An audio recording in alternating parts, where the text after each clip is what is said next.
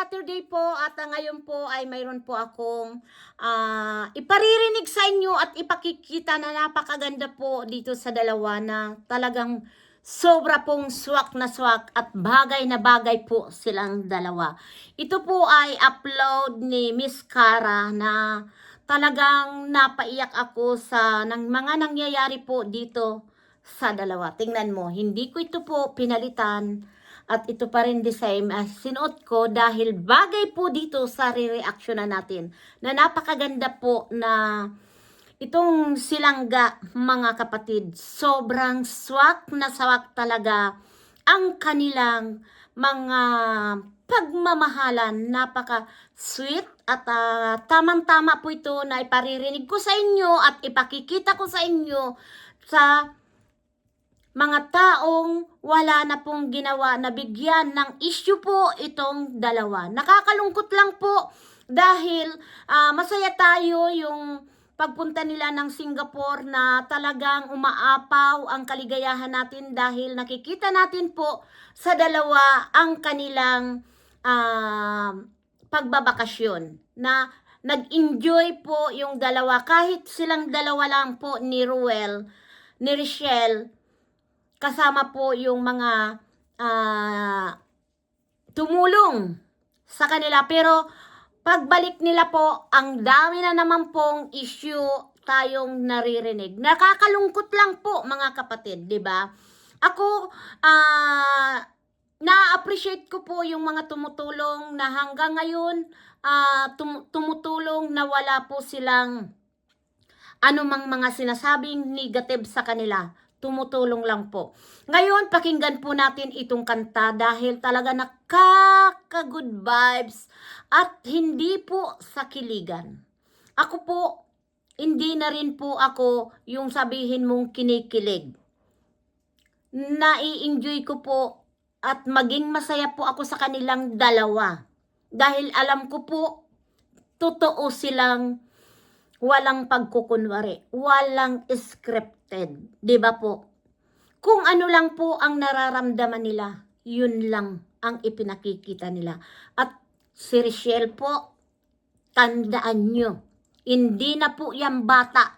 Alam niya kung ano ang tama at mali. Nasa maayos po si Langga. Huwag nyo po pangungunahan. Kung saan man ni Richelle gustong pumunta, siguro naman po alam niya ni Tatay Rizal. At alam na natin na si Ruel mapapagkatiwalaan at hindi bastos na boyfriend. Kaya mga kapatid, ito po ay iparirinig ko sa inyo. Namin nyo po itong upload ni Miss Cara. Suportahan po natin Miss Cara, ang YouTube channel niya po, para po ay kahit papaano po mamonetize na sila at iparirinig ko po ang napakaganda pong ginawa niya. Inaanak, Miss Cara, ay hiramin ko po muna itong video mo. Maraming salamat sa iyo, inaanak, Miss Cara. Suportahan natin. Ayan po. May respeto sa isa't isa sa bawat sandalan. Maghanap kahit anong pagsubok ang dumaan. Pag-ibig natin walang mapapabasag kailanman. Sa bawat salita may lambing at galang. Hindi kailanman nasaktan sa ating ugnayan.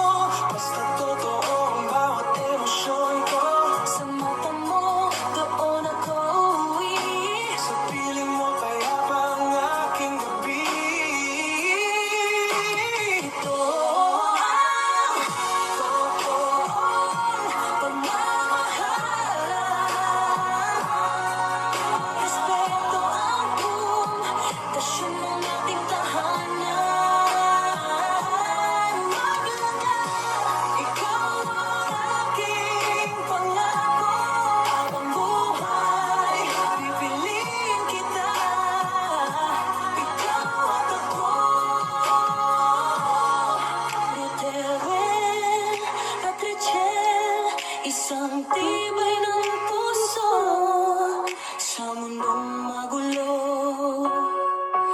Pag-ibig ang panalo.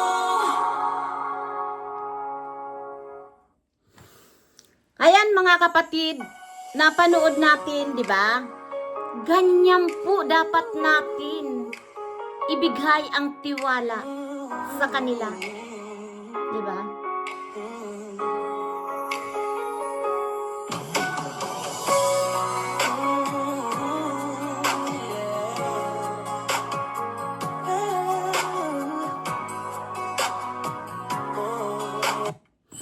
Di ba mga kapatid? Grabe ano? Kaya alam nyo po mga kapatid, dapat ay ito. Ulitin natin.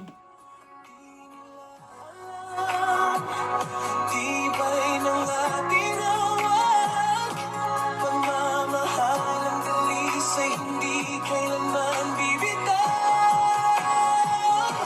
Ito ang totoo, Mamahalan may respeto sa sa isa't isa. sa bawat Sandali. kahit anong pagsubok ang dumaan. Pag-ibig natin walang makakabasag kailanman. Sa bawat salita may lambing at galang. Hindi kailanman nasaktan sa ating ugnayan. Hindi perpekto, pero totoo. Pinipiling magmahal, araw-araw buo. Kung may bagyong dumarating sa ating buhay, hawak kamay nating harapin sabay. Hindi sigawan, kundi unawaan. Doon na susukat ang tunay na pagmamahalan. Ikaw ang totoong pagmamahalan. May respeto sa isa't isa sa bawat sandalan. Maglangan kahit anong pagsubok ang dumaan. Pag-ibig natin walang makakabasag kailanman. Di kailangan ng perpektong kwento, basta totoo ang bawat emosyon ko. Sa mata mo, doon ako uuwi. Sa piling mo, payapa ang aking gabi. Ito ang totoong pagmamahal. Alam niyo po mga kapatid, itong team song po ito ng Rochelle, ni Ruel of Malalag at ni Rochelle Morales. Ito pong pinaririnig ko ay para na po yun na isang pagsasalita ko para sa kanya. Huwag natin adlangan kung ano po ang nararamdaman nila. Dahil po nakikita naman natin po mga kapatid, hindi tayo mga bulag. Nakikita natin kung papaano sila magmahalan. Kung tayo po mga supporter na mga tunay na nagmamahal po dito sa dalawa, tiwala at respeto lang po ang kailangan natin. Dahil alam nyo po, sasabihin ko sa inyo, ang tangi pong katotohanan. Ang dalawa po, nagmamahalan. Huwag naman po natin pangimasukan ang personal na buhay nila.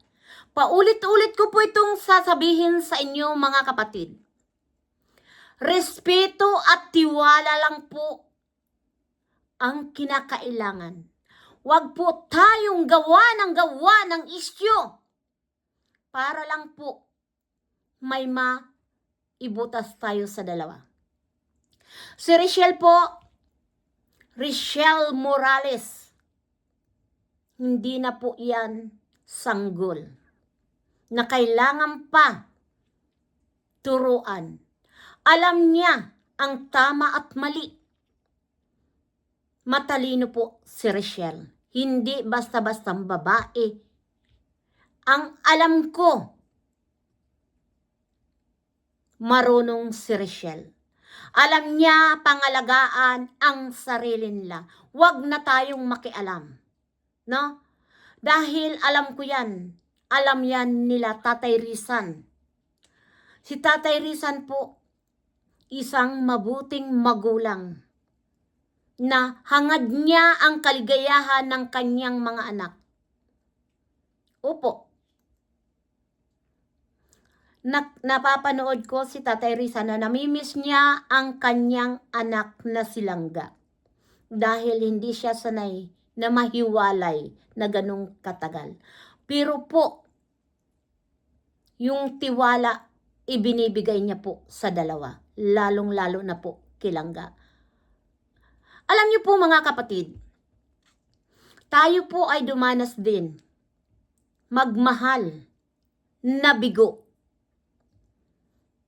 Kaya alam natin po kung ano ang mararamdaman ng isang magulang kung mapapasama ang kanyang anak. Dahil angad lang ng magulang ang kabutihan ng kanyang anak. Kaya nalulungkot po ako sa maraming issue. Sa narinig ko, hindi natin kailangan gawan ng kwento ang isang taong nagmamahal. Nagagaya po dito kay Ruel of Malalag at Richelle Morales na ipinakikita lang nila ang tunay na nararamdaman nilang dalawa. Kaya mga kapatid, pasensya na po kayo dahil medyo nasasaktan ako sa mga naririnig ko o napapanood ko na kung ano-ano pong issue ang ibinabato po dito sa dalawa. Ang tangi ko lang po masasabi sa inyo, respeto.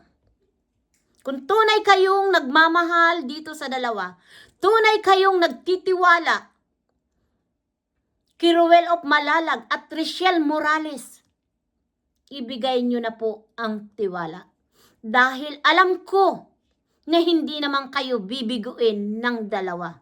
At alam ko rin, ito po, uulitin ko, alam ni Richelle pangalagaan ang sarili niya.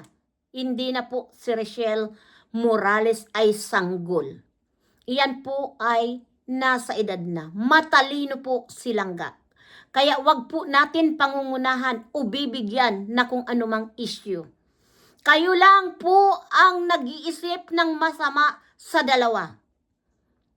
Ibigay na natin po ang buong tiwala at respeto sa dalawa. Hanggang dito na lang po mga kapatid. Sana po iwasan na po ang isyung ito. Kung mahal natin po ang dalawa. Marami pong salamat at sana po suportahan na lang natin para po ay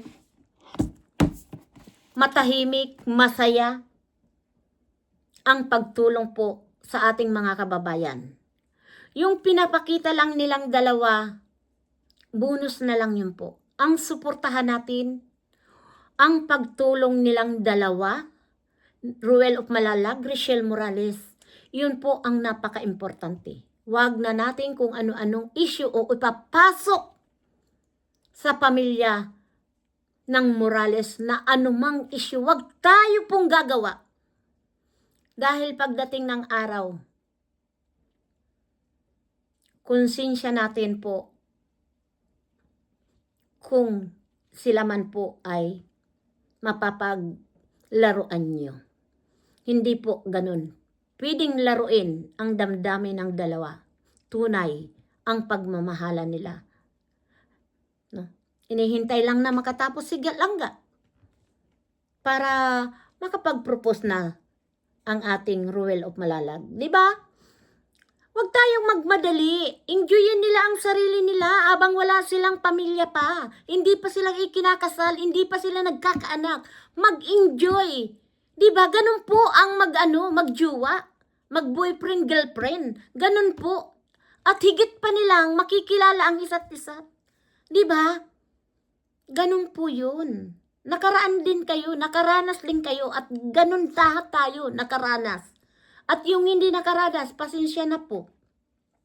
No? At ngayon po, milenya na. Wala po na yung kagaya noon na, hindi nagpapa... Ayan po, yun lang po. Seryoso po ako, ha, mga kapatid. Ako ay nalulungkot talaga na ganun po ang mga naririnig ko. 'Di ba? Kung saan man pumunta po si Dodong at si Langga, alam nila ang ginagawa nila. Alam nila ang tama at mali. Siguro naman ay alam yan ni Tatay Rizal. Dahil si Richelle ay nandyan ang respeto niya sa kanyang papa. Po? Hanggang dito na lang mga kapatid at maraming salamat po sa Richelle community. Wag na po tayong masyadong mga negative thinking. Dahil tayo po man ay naranasan natin ang magmahal. Napakasarap po ang magmahal kisa sa puro po issue. Maraming salamat po sa mga viewers kong nagmamahal kay Malu de los Santos. At yung hindi pa po nakasubscribe kay Malu de los Santos, please subscribe po Malu de los Santos. At maraming salamat, suportahan po natin si Miss Cara, si Vampire, para po sila naman ay mamonetize na, At si Puging KSA, suportahan natin at ang gaganda rin po ng mga song niya. Ito po ay puntahan nyo po yung upload ni Miss Cara dahil ito po ay hiniram ko lang na video. Super akong natutuwa dahil po para sa Maglangga. Grabe po. Ako'y paulit-ulit ko po itong pinanonood. Promise. Grabe talaga. Ang ganda-ganda po na dedicate para sa Maglangga po. Kay Ruel of Malalag at Richelle Morales. Ayan, suportahan po natin, ha. At mga Ruboys, suportahan natin. At please, nakikiusap po ako, suportahan natin si Daddy Frankie. Marami pong salamat. Bye-bye. We love you. Mwah!